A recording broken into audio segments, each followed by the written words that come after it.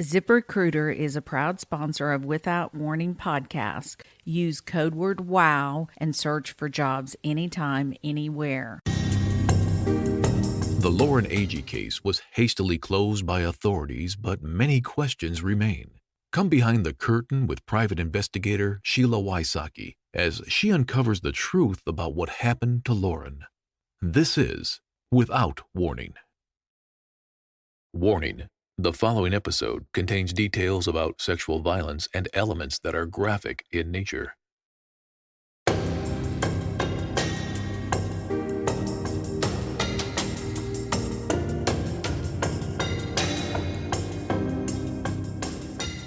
I sat down the other day with retired FBI agent Bobby Chacon. Now, if you don't know who he is, you really should. I personally have admired his work for a long time.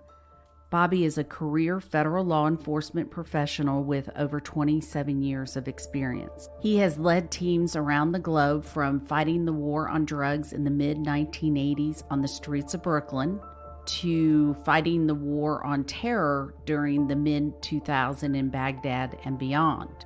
He has worked everything from complex criminal investigations to international deployments and underwater forensic training. He even helped establish and develop the FBI's underwater forensic program from its inception to its current state, and developed the FBI's underwater forensic training program. I didn't speak to Bobby until the interview because I wanted a real and genuine conversation. I didn't want him to have a bias. I just wanted him to give me his thoughts based on his extensive knowledge of criminal investigation, especially those around water. Listen in as I get the incomparable Bobby Chacon to open up and give his insight to the Lauren Agee case. In order to be mindful of time, I'm going to jump in where Bobby is discussing the investigation, or lack thereof. Keep in mind, Bobby was in Los Angeles on his computer talking to me. In this kind of case, it's hard to get an idea of what happened, or even an idea of being critical of what happened, because the investigation was so bad. And so you don't know what you don't know, right? And so what we know about the investigation is that it was wholly inadequate. And so if you have a very thorough investigation that's flawed, like, say, the John Benet Ramsey investigation or something, then you have a lot to go on. Even though it's a flawed investigation, the police did a terrible job, but they did a lot badly. In this case, they didn't do a lot. And the very little they did badly. So there's even less to kind of go on and not necessarily critique, but to investigate, because a lot of times in these kind of situations, I've found, since I no longer carry a gun and a badge, which gives me the authority to do certain things, that I have to rely on other people having done them. And, when other people haven't done them, there's a lot less to, conceptualize. There's a lot less to think about. There's a lot less to explore, because the authorities that were responsible for doing those things didn't do them. When you come up to a water scene where someone's floating, kind of what would you initially, the very first thing would you do as an investigator? Well, you do, and you can imagine you do it like, I worked many years with what we call my dry land counterparts, which are crime scene people that did very similar investigations on the dry land. And so the first thing you do is establish a perimeter, and you put the big yellow tape all around, as far out as is conceivably possible. And then you look at where the person is in the water, and it's not cold, but you don't move. You try not to move the body a lot, because some things can be gleaned from the positioning of the body and where it came to rest. And so you work your way back from the body as best you can, and to see where it came from, because obviously it got there. So now you want to show a path. And so, that path may have been through the water, or it may have been on the land closest to where the body came to rest in the water, or it may have been in the water for a while and floated to that spot. You just don't know. So you have to establish a very wide perimeter, and you have to start looking at things like disturbances in the leaves, or broken branches on trees, or currents of the water, or sticks in the water, that may have caught up the body. And so um, I did a recent case where the body floated 30 miles 77 days later. But the original narrative was it was a drowning, and to think that the body made it that far it was just incomprehensible, because the body would have had to navigate itself through things that it just, a floating deceased body would not have been able to do. So you start to try to envision a path from where the person was last known to be alive to where they were found dead, and then you draw a line. Now, the line can be very crooked, it could be disjointed and stuff, but you just try in your mind to draw a line from the last place you knew the person was alive to where they were found dead, and then you cover all the different possibilities. So in this kind of case, you would establish that wide perimeter, because there's possible different possibilities of where the path might have gone. And so you want to look at, disturbances in the shoreline. Are there marks on the mud or the sand that make that up? And some of that later you'll be able to maybe match with the forensics that are gotten off the body during the examination, during the autopsy. Did it have sand in the shoes? Did it have sand built up in the ears or different body cavities? Did the clothing have sticks or, twigs wrapped up in it? All of those things then start to create a picture and add to, the details of how that body came to be in that place where it was found. So absent the sticks and the sand on her body or in her clothing, what would that tell you? Well, you would look at again, you know where she was last alive, and you look where she came, and how did she get there without getting mud on her, for example? If one theory is she rolled down a hill and into that water, then let's look at that hill. The body rolling that way would have gathered dirt, leaves, sticks, and then finally mud or possibly sand, depending on what the shoreline's like. If it doesn't have that, then you have to say, well, maybe that wasn't the path that body took. And so that's what you do. You start ruling out certain paths, and until one emerges that's consistent with the physical evidence that you have. Right. As an investigator, you would never bypass going to where the body was found, correct? No, that's probably the most important thing, is to go where the body's found.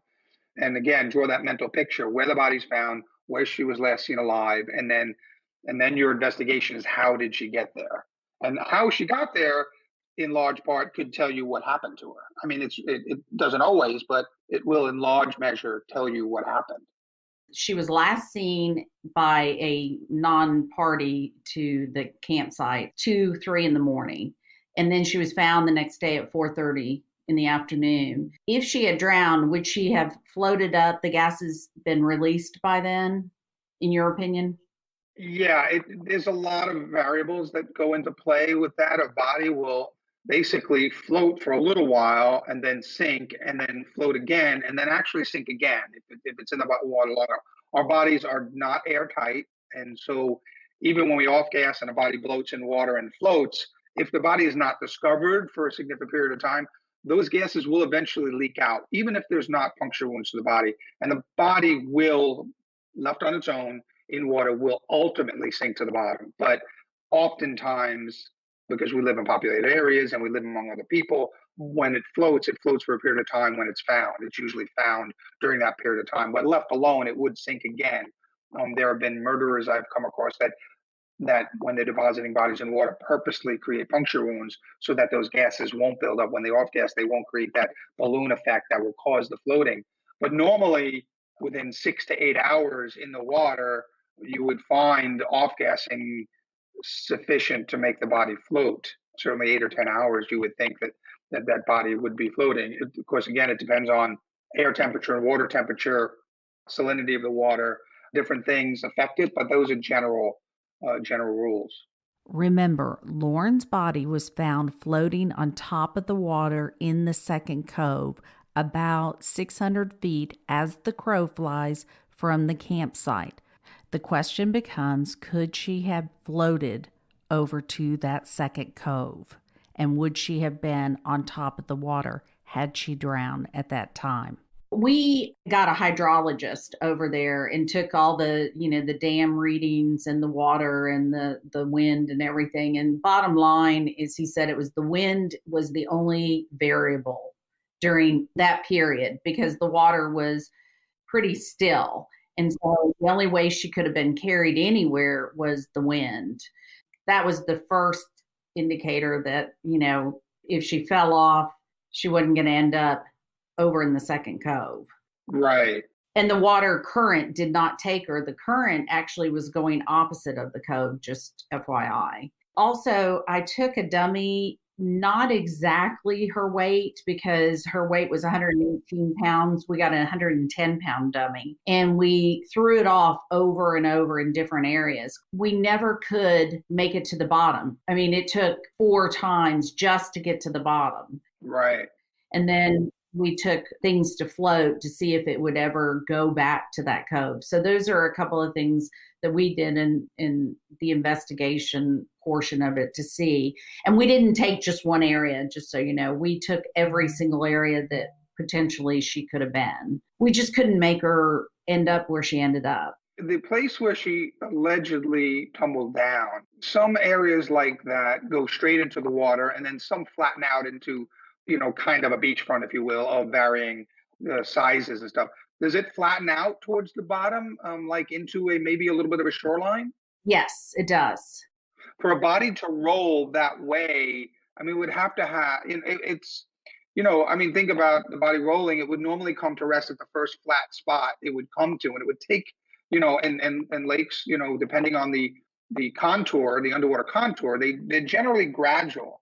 And if it's a gradual drop, then the body would have to be pushed or rolled into the water unless it's a significant sheer drop. So if there is in fact a beachfront, in my mind, there's no way that the body would have rolled into the water deep enough that would allow it to then float away. And the other thing, I don't know if you got to see her body, but her body was in pretty good shape for someone who supposedly fell down through all this brush and rock. And the rocks are jagged. Right. It's not smooth rock. It's jagged torrential rock. I think I only saw one picture of her floating. There was like multicolored. There was a pretty bright shirt and shorts of different colors. And they didn't seem covered in dirt or mud, and they didn't seem torn or anything like that. Of course, the biggest indicator, and you just hit on it, is like, if that's your theory, if your theory is that, yes, she drowned by falling down this hill, and then you would almost be required to look at every single rock, every single tree, every single stick along the path that you're theorizing that body took and analyze it for blood, for hair, for human tissue. And in watching the lead investigator in this case testify that was never done, it almost didn't even seem like it ever occurred to him to do, is beyond comprehension in this case. I think what happened was he arrived. One of the campers said she was drunk and fell off the cliff. He checked a box. She was drunk, fell off a cliff, and that was it. Okay, I don't quite understand that at this day and age. And when you have this kind of situation, I don't, number one, understand him doing that as an investigator, even an inexperienced investigator. But, police departments and sheriff's departments are built on a structure of supervision and authority. And he should have had either a training officer if he was new to this type of investigation, or he certainly should have had a sergeant or a lieutenant or a captain or a sheriff that would have reviewed his activities. This is more of a systemic failure rather than this one inexperienced individual. Where was his sergeant that reviewed his work? Where was his lieutenant that should have reviewed that work? It's really up the chain all the way to the top that responsibility lies in something like this. Wouldn't the medical examiner have caught it saying, wait a minute, there's a problem here. She's not showing signs that she fell off a cliff.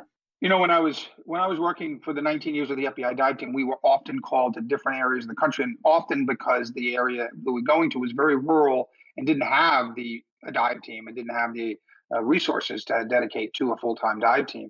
And I really saw a huge disparity in the capabilities and the the drive of different medical examiners, different coroners in rural areas as opposed to some of the more urban areas that I worked. And so it would really depend on that medical examiner, that coroner's office, how experienced they are, how busy they are, or how aggressive they are in looking at a case. I mean, I don't, it's again, it's a systemic failure that the medical examiner doesn't look at, you know, was their blunt force trauma sufficient to cause incapacitation that would have had her in the water long enough to drown and not kind of wake up from hitting the water? That would take a significant amount of blunt force trauma. And the medical examiner, in this case, I'm not sure they found, that much of a significant blunt force trauma. Again, as an investigator, that would lead me back to, if she did have that extensive blunt force trauma, where did it come from? And if my theory is she fell and rolled, then there's got to be a rock or a tree or something with significant amount of blood or human tissue on it that caused that blunt force trauma. You just have to look for it. You have to look for it. You have to. It's required to do an investigation. I asked Bobby to talk to me about some studies I had found regarding forensic and blood alcohol levels. Bobby said that was not his expertise. I am going to save part of that conversation for when I have the forensic expert on an episode. This is part of the conversation Bobby and I had regarding alcohol.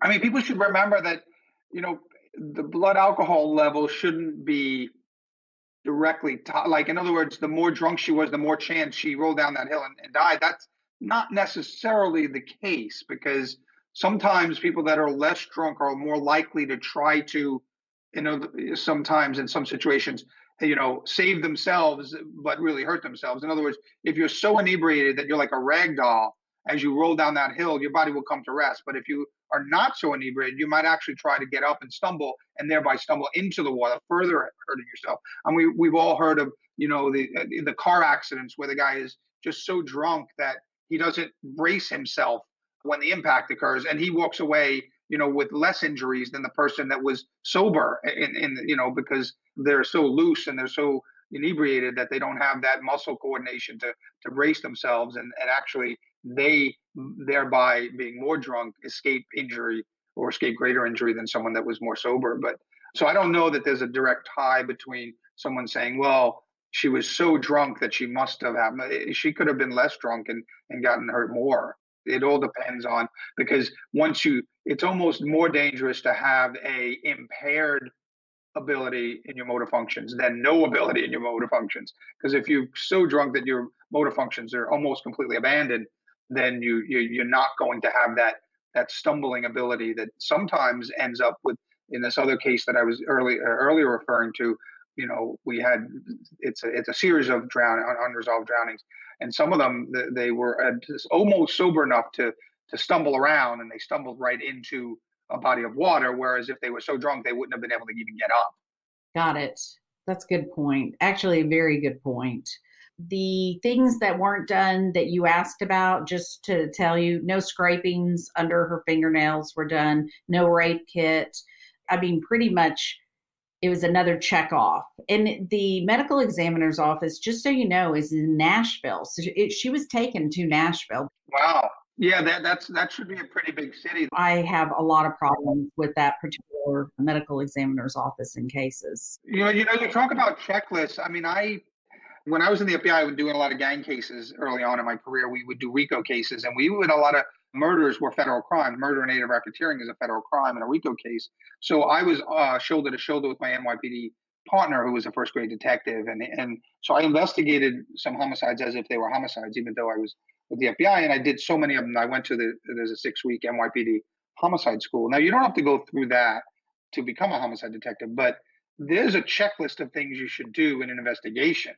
And particularly where, even if there's a hint of an unexplained death, there are things, and it's not hard to do. It's, like pilots have a checklist. It's like you go down and you do A and B and C and D. And he was obviously not provided with a checklist like that, where, there were scrapings taken, was a rape kit done. All of those things are checklists that, And there are things that during an investigation, when I moved to the forensic world, you really learn that once you forego the opportunity to do them, the opportunity could be lost forever. And yes, bodies can be exhumed and re-examined and stuff, but the first best evidence is gathered as early as possible in the investigation. And when you don't do that and you delay or you deny or forego that, then some evidence, is possibly lost forever. And that's the real shame. To that point, I've had a family exhume a body before, and I don't generally recommend it because it's so traumatic for the families. But we have considered in this case because nothing was done.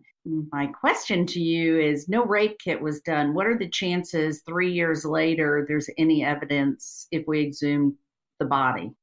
Again, not my area of expertise, although, there's different types of evidence that's revealed in a rape kit. There's not just bodily fluids, there's not just semen, there's bruising, there's breaking, there's other things that can be found other than, something that would appear in a chemical screening. So I don't know. In a case like this, there might be benefit because nothing was done. It's not like you're trying to exhume a body and get an alternative opinion.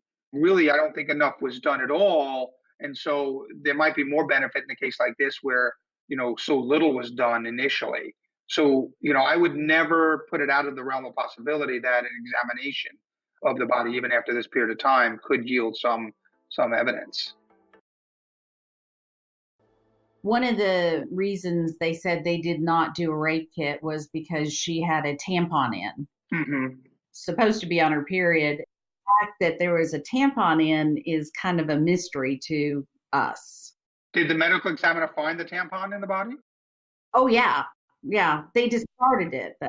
They got rid of it. Okay. Yeah, that's another thing that they shouldn't have done. And again, if you're going to do a complete and thorough examination, there's a lot that can be said about that.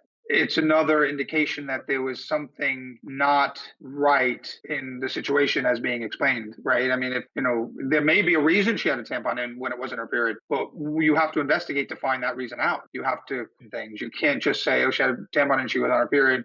We're not going to do it. First of all, you can still do a rape kit if somebody's on their period because there's other evidence there.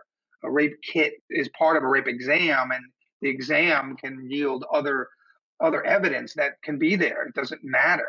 It still should have been done. That was my biggest thing for the family, whether or not we should consider exhuming the body because it is so traumatic. Right. And they should know that. They should know that. And they should know all of the different things that go into that and then make their informed decision. I mean, I would be less inclined to advocate that if we had a thorough examination of the body at the time and say, look, all you're going to do is try to get your expert to, contradict the expert that, but since not enough, in my opinion, was done at the time through the medical examination at death, I think that in this particular case, in this type of case where so little was done initially, it might be worthwhile. The DA has said that there was a thorough investigation and there's no need to reopen the case. What's the chances for a family to get somebody like the FBI involved in a case like this? One thing, it was on federal land. Does that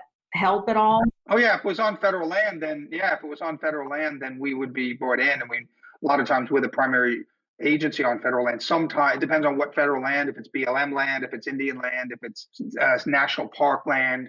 National park has its own investigators and stuff. But certainly if it's federal land, that brings us in much, much easier. Yes, it was on federal land, but I don't know exactly what type of federal land. I'll look into that. If you were looking at this case to investigate it, what would you do at this point? I'm putting it out in the public. I'm pushing it. I'm working with CrimeCon. I'm doing all those things to put pressure on it. Am I missing anything? No, it's not a sense of missing it. It's like, we oftentimes have the discussion of like why a particular case gets legs in the news, right? And stuff. And you just have to keep plugging away at it until, it gets like that. Now we have these high profile cases in Colorado of the guy that killed his wife and two daughters. And now we have this next one in Colorado where, I guess the woman is still missing from Thanksgiving. So you just never know why a certain case catches fire like that. But that's the kind of publicity that you really want from the victim's family standpoint of it, is because it keeps people looking, it keeps people talking. In a case like this, where you have a couple of kids who is suspected of maybe taking part in something that was nefarious, the more people are talking about it, the more someone's going to say something, or the more someone's going to know something, and someone's going to pick up a phone and call. If the case dies and everybody forgets about it and no one's talking about it anymore, there's much less a chance of that happening. And young people talk, they tweet, they text, and they brag, and they want to tell secrets and want to share secrets and things like that. And in a case like this, we have four young people, even though some of them have moved away, if it can be kept an item or topic of conversation, there's a much higher likelihood that someone's going to say something to someone along the way that's going to be useful and maybe break the case. I went into a long dissertation with Bobby on what I had done in the investigation. I will spare airtime for that. However, I wanted to get his opinion on the investigation and what someone should have done from law enforcement perspective. They didn't go through her day, like when she could have died, how long she could have been there. The only way they knew the time of death is the last time someone saw her, and that was it. Right. They didn't talk to anybody who was around her to get kind of her last movements. Sure. And then the kid, of course, lawyered up immediately. But one of the suspects, I'm getting to this one, nobody mentioned him. Nobody talked about him. And when I did 2020, we had witnesses come forward saying, well, wait a minute, you've missed someone. Why is everybody covering for him? Or why is he the one that nobody's mentioning or talking about, even though he was there? Well, there's several reasons you can think of. Again, going back to the fact that these are young people. Young people are afraid of bullies or thugs or whatever. If this kid had a criminal record, if he was known to be a tough guy, if people are just going to be scared to talk about him, scared to put him in there. One of the things they missed, and one of the things we used to do in an investigation like this, one of the things you want to do is, from the time of death, and the time the last person's seen alive, that's the first part. But you also want to attempt to recreate the last 24 to 48 hours of that person's life. And you can't do it, the last weeks, because what you want to do is get into very much detail. I mean, extreme, even to what they ate, to stuff that may seem irrelevant. You want to build a picture of the last 24 to 48 hours of that person's life. Oftentimes, just going through that process and that practice of building that life and putting those details together, what they wore, 2 days before, what they changed into, every little detail of that person's life. If you can rebuild the last 24 to 48 hours of that person's life, oftentimes you come across something you didn't know existed or you weren't even looking for, but it revealed itself through this putting of these puzzle pieces together, rebuilding that 24 to 48 hours of that person's life.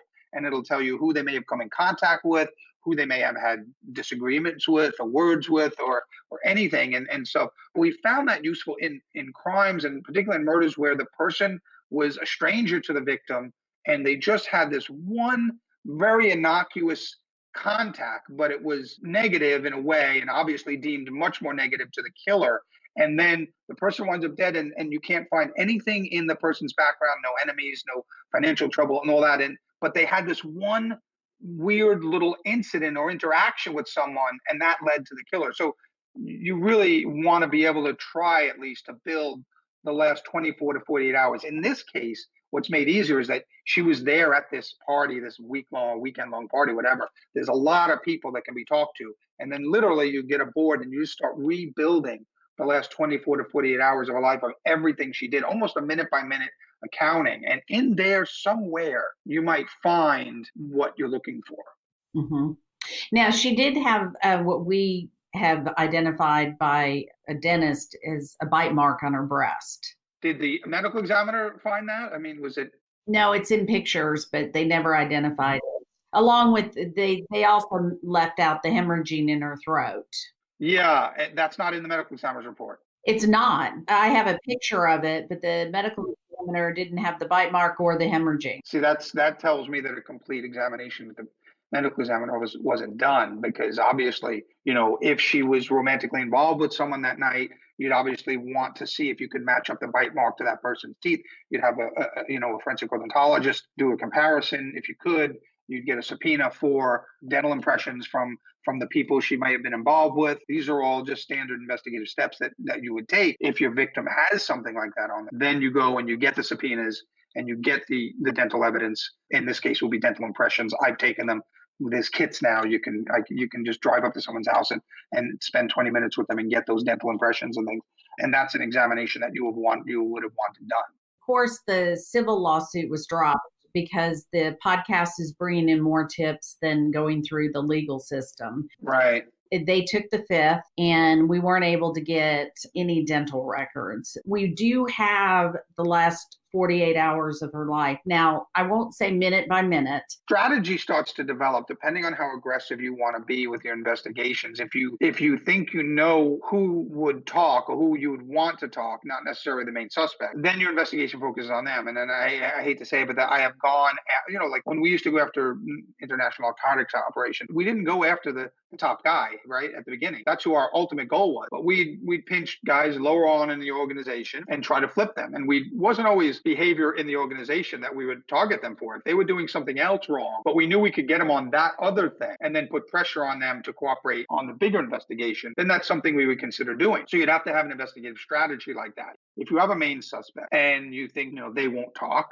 obviously, because it's a murder charge. If you have somebody that's connected or that has information that would, if they're up to something else, you go after them on the something else, putting pressure on them to make a deal. We'll make a deal on this if you give us some information on that, and that's an investigative strategy that you have to map out when you kind of have, like you said, you put together that last 48 hours and you your suspect's in there, it. Whoever did this is in those last 48 hours, they're in there. And who else is in there and who else might have interacted with them or might know something.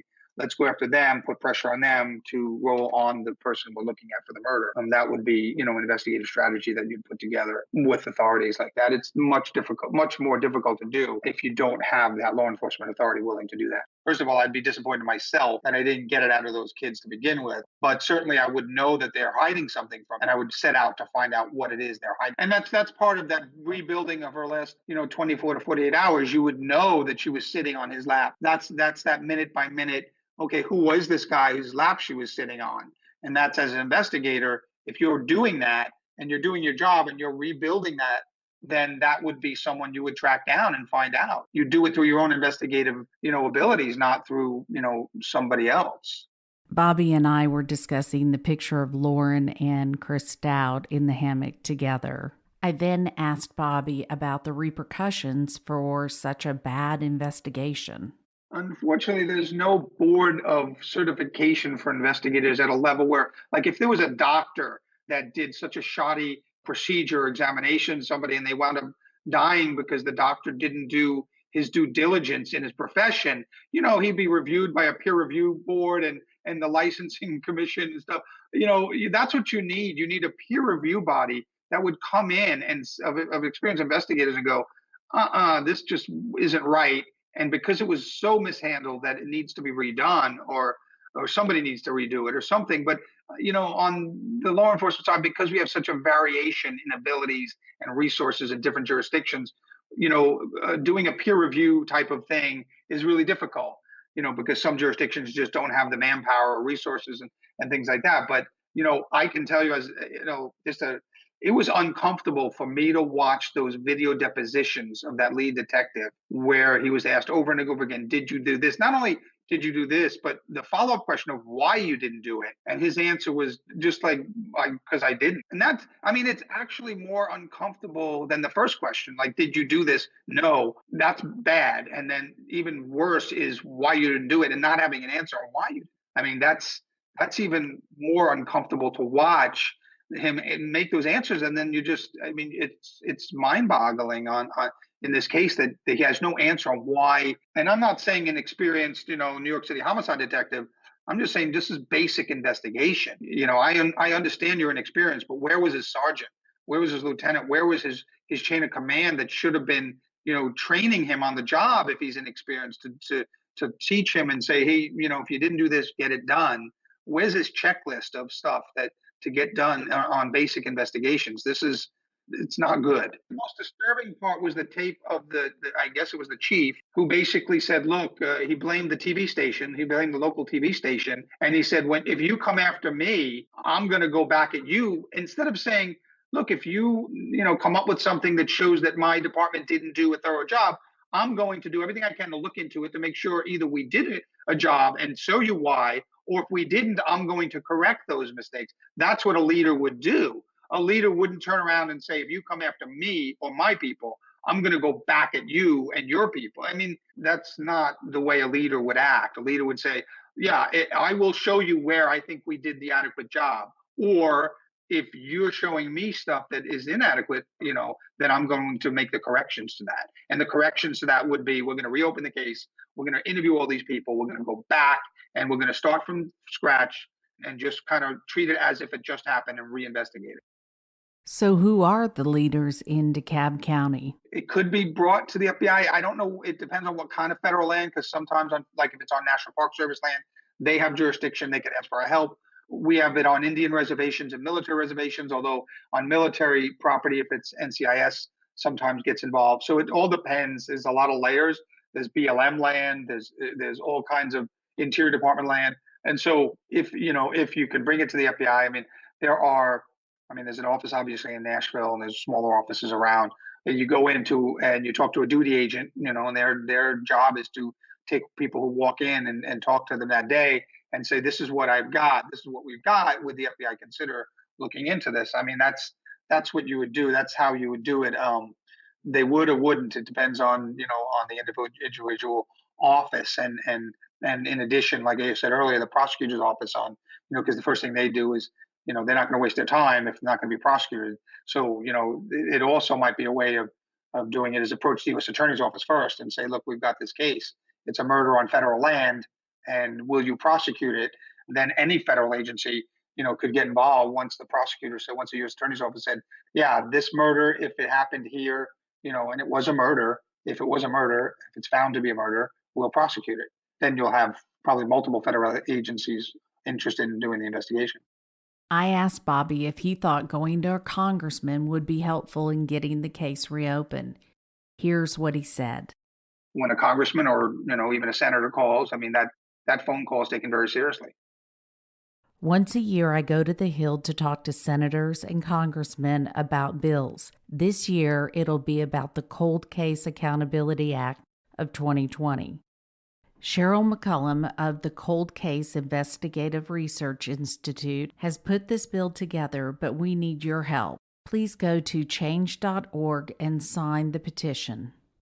Words cannot express how much I appreciate Bobby for taking time out of his busy schedule to join me on my podcast as we continue to fight for justice for Lauren.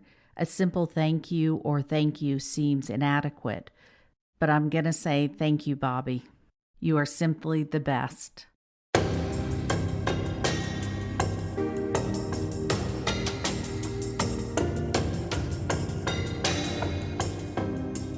Lauren's family gives their full permission for any and all details to be shared in hope that the truth will come out. If you know anything at all, call 1-888-599-0008 or email tips@SheilaWysocki.com.